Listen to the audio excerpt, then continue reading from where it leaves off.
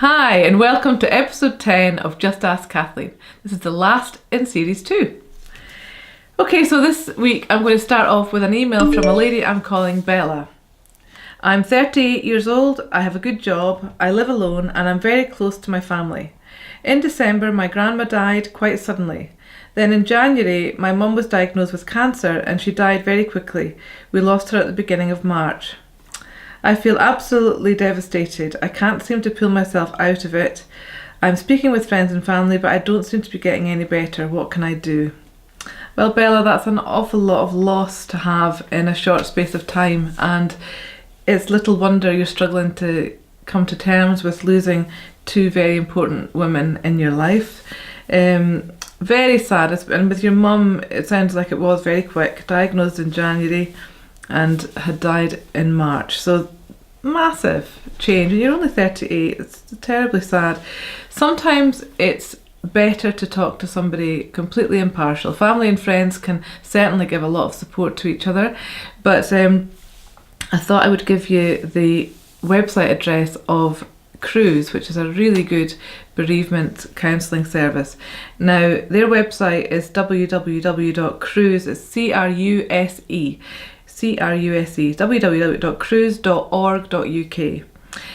They offer bereavement counselling all over the UK, and I know from your email address you're in the UK. So I would suggest you go onto their website, have a read at all the information there, and set up a few appointments with somebody local to where you live, because having the opportunity to cry and really be supported through this terrible time that you've had will be just really useful for you, I think. Cruse is a great organisation, and I'd highly recommend that you get in touch with them so that you can just go through this process and get the support you need. And all the best, Bella. Thank you for taking the time to email in to Just Ask Kathleen. This next email is from somebody I'm calling Brian, and it's completely unusual to what I normally answer, but interesting nonetheless. Hi Kathleen, I just wondered if your clients are a 50-50 split of men and women, or do you see more of one of the sexes? I know that GPs say that they see more women. Is it the same for you?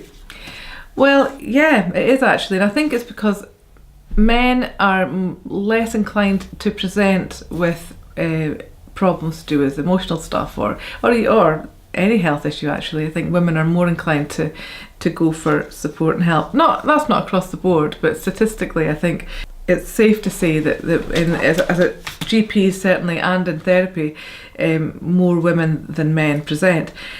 In the last 14, 15 years of doing therapy work, I think the split would have been about 70% women for me and 30% men. But at the minute, and usually in this last sort of 12 months, I would say we're at not quite 50-50, but maybe 60-40. Certainly I'm seeing a lot more men of late in the last 12 months, and I don't know why that is. Perhaps we are moving into a time where men are more willing to come and speak about problems and get support with emotional issues as well. Thank goodness we're reaching that time where it's acceptable for men to reach out for support. So yeah, thanks for that question, Brian. I wasn't expecting that, but I appreciate you taking the time to ask me. And the final email for today, in fact the final email for this series 2, this is from a lady I'm calling Sophie. I'm pretty sure my son is gay. He's 14 years old. My husband and me are just waiting for him to come and tell us, and we're both happy whatever his sexuality is. Do you think we should tell him we know, or wait for him to tell us? Well, that's a refreshingly upbeat sort of email to get. Well, here's the thing. I don't think you should say to him, you're gay. Why have you not told us yet? I'm sure you wouldn't have done it like that. But I think the easier, softer approach would be to have a conversation about sexuality, and just to have a time when the three of you are together, or if he's got siblings, when the sibling is there too, and openly chat about the fact that you and your husband are absolutely fine about people's sexuality, and you always feel sad when you hear about children who've not been felt able or supported within the family to speak up and say what their sexuality is, that they felt they had to hide it from their parents or from family members. So having that kind of conversation that's not too contrived, not too pointed at him, you know, chatting about sexuality openly is a great way for him to feel the love and support that he has from two great parents. So that's what I would do. I wouldn't do you think we should tell him we know or wait for him to tell us? To be absolutely honest, he might not know himself yet. He might, but he might not. So just having that open conversation will give him enough knowledge to know that whatever he ends up feeling or is feeling, he can come to you both, which is lovely. So thank you, Sophie, and congratulations on being a great parent. That's lovely. So thank you all for your emails and your support and the messages that I get. Much appreciated. So that's the end of series 2.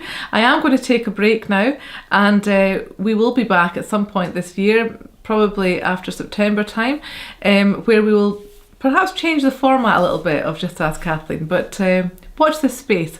I will be back.